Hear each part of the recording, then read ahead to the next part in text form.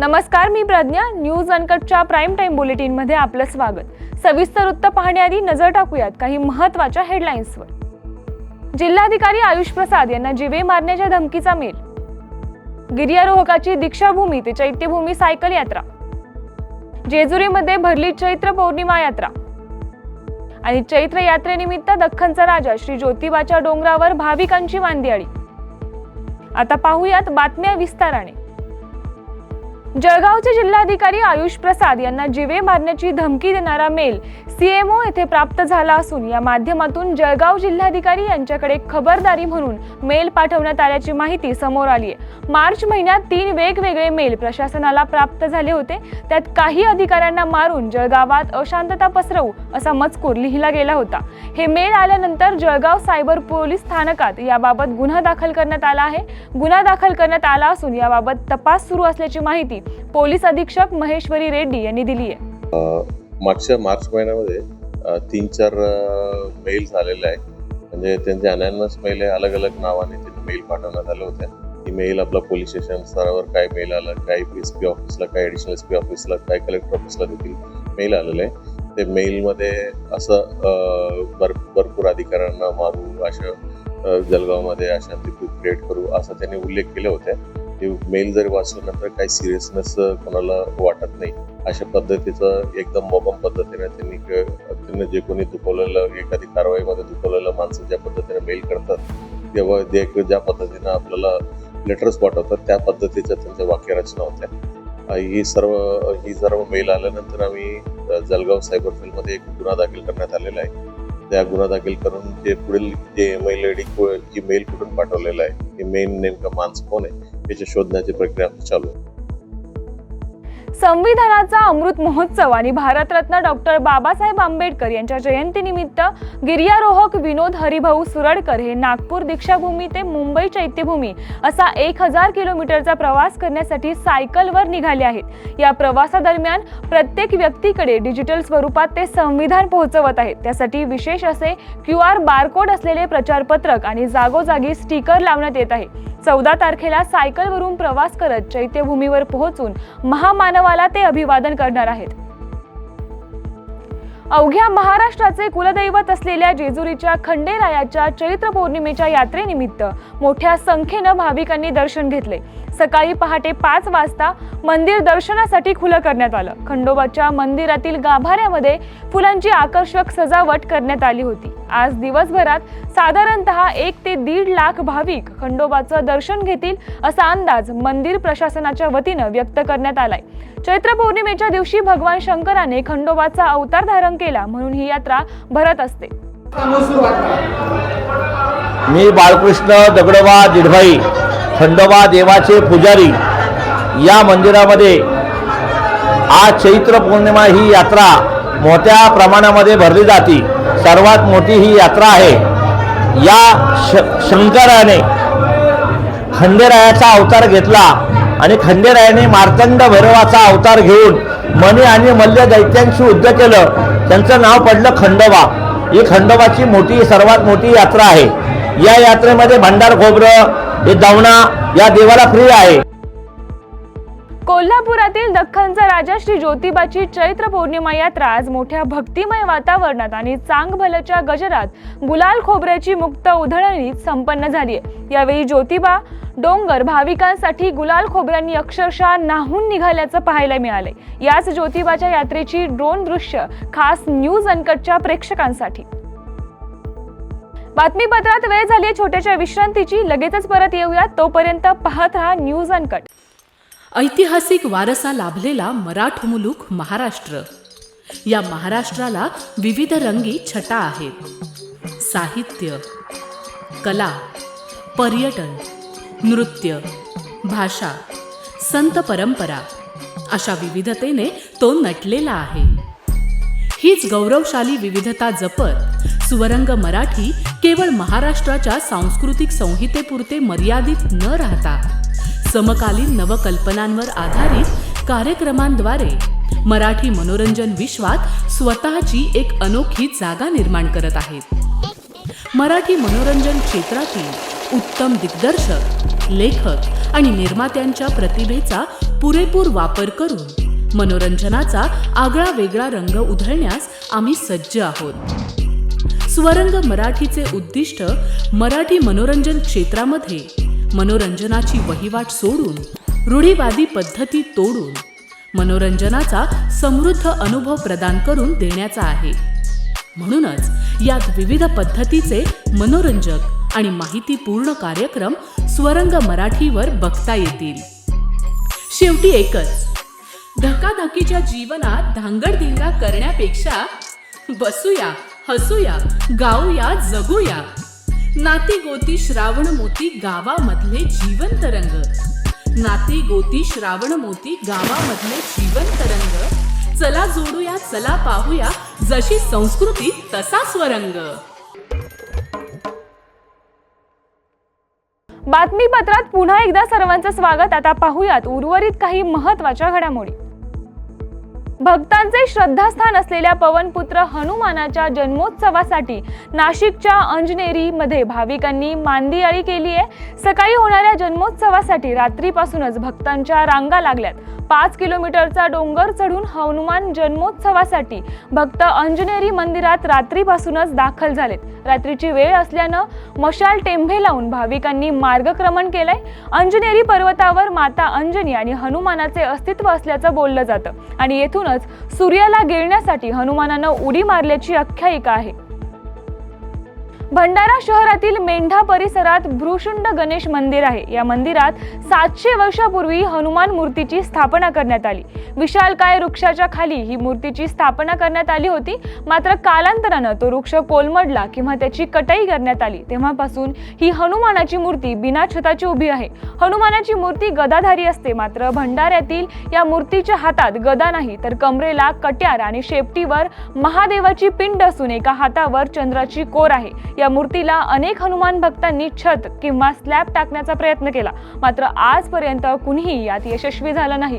हनुमान मूर्तीची उंची दरवर्षी वाढत असते अशी श्रद्धा इथे येणाऱ्या भक्तांची आहे। याचा आढावा घेतलाय आमचे प्रतिनिधी नितीन कुथे यांनी।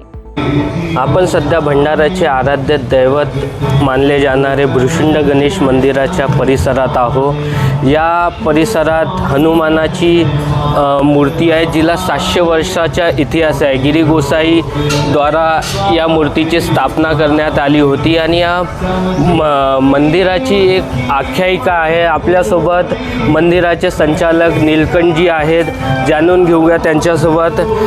काय सांगाल भाऊ, काय आख्यायिका आहे या मंदिराची? आख्यायिका म्हटलं म्हणजे मंदिराची हे मूर्ती जी आहे 700 वर्षापूर्वीची जुनी मूर्ती आहे। त्याच्यामध्ये हे गिरी गोसाई वंशाचे जो होते त्यांच्या हातामध्ये ते स्थापन झालेली आहे आणि अशी मूर्ती भारतामध्ये तर कुठे बघण्यात आली नाही। हे मूर्ती आहे क्षत्रिय वंशासारखी मूर्ती आहे, जिच्या मांडीमध्ये कट्यार आहे, हातामध्ये गदा नाही आहे, शेपूट अशी वाकून आलेली आहे आणि तिथे त्याच्यावर शिवलिंगाची मूर्ती आहे। दुसऱ्या हातामध्ये सूर्याची मूर्ती आहे।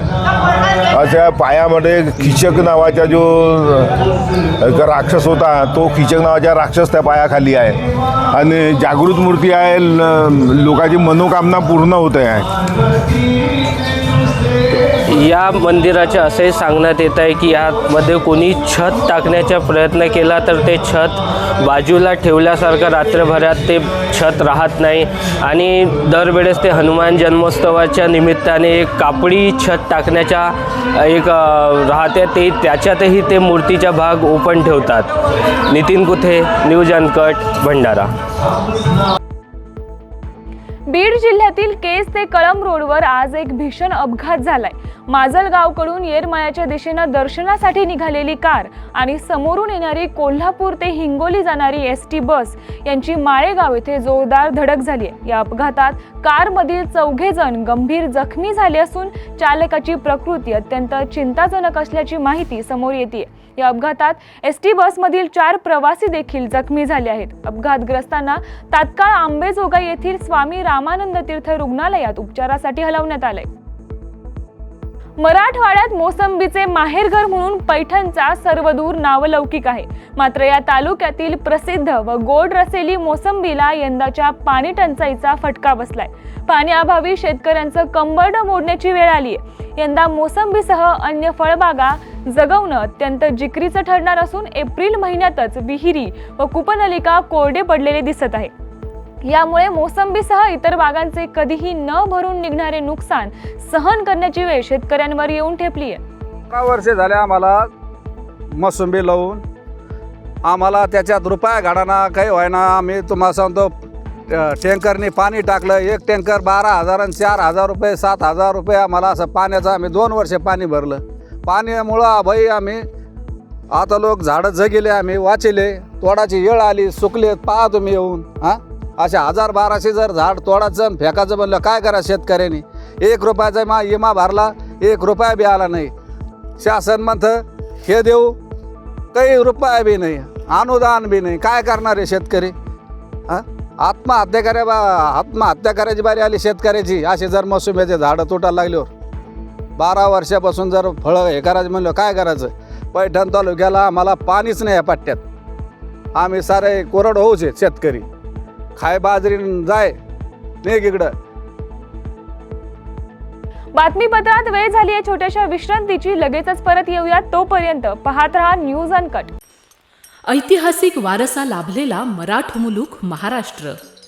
या महाराष्ट्राला विविध रंगी छटा आहेत. साहित्य, कला, पर्यटन, नृत्य, भाषा, संत परंपरा अशा विविधतेने तो नटलेला आहे. हीच गौरवशाली विविधता जपत सुवरंग मराठी केवळ महाराष्ट्राच्या सांस्कृतिक संहितेपुरते मर्यादित न राहता समकालीन नवकल्पनांवर आधारित कार्यक्रमांद्वारे मराठी मनोरंजन विश्वात स्वतःची एक अनोखी जागा निर्माण करत आहेत. मराठी मनोरंजन क्षेत्रातील उत्तम दिग्दर्शक, लेखक आणि निर्मात्यांच्या प्रतिभेचा पुरेपूर वापर करून मनोरंजनाचा आगळा वेगळा रंग उधळण्यास आम्ही सज्ज आहोत. स्वरंग मराठीचे उद्दिष्ट मराठी मनोरंजन क्षेत्रामध्ये मनोरंजनाची वहिवाट सोडून रूढीवादी पद्धती तोडून मनोरंजनाचा समृद्ध अनुभव प्रदान करून देण्याचा आहे. म्हणूनच यात विविध पद्धतीचे मनोरंजक आणि माहितीपूर्ण कार्यक्रम स्वरंग मराठीवर बघता येतील.